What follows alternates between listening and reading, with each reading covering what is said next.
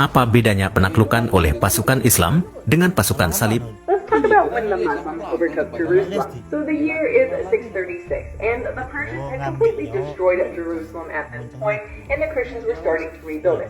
You see, the Jews had allowed the Persians into the city in hopes of helping them get rid of the Christians. But the Persians turned on the Jews, kicked all the Jews out, and then they murdered thousands upon thousands of Christians, destroyed a bunch of relics, artifacts, and important historical buildings like churches.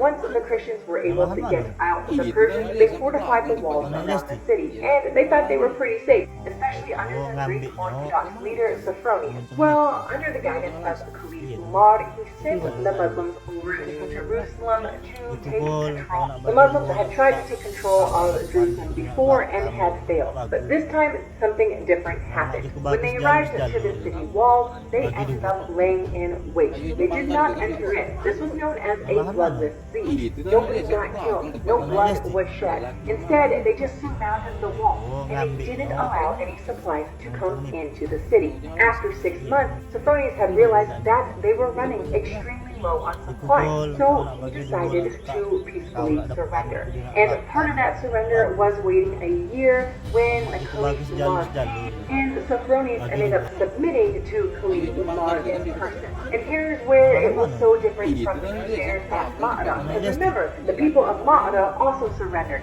But the next morning, the Crusaders went in, murdered all of them, cut them all up, threw them in pots, and ate them. Here, the Muslims let them live in peace. They didn't ransack the city. They didn't shed any blood. They didn't destroy any relics. Not only that, they invited the Jews to come back into the city to live peacefully among all the people. This is truly a religion of peace. And if this doesn't show you, I don't know what will.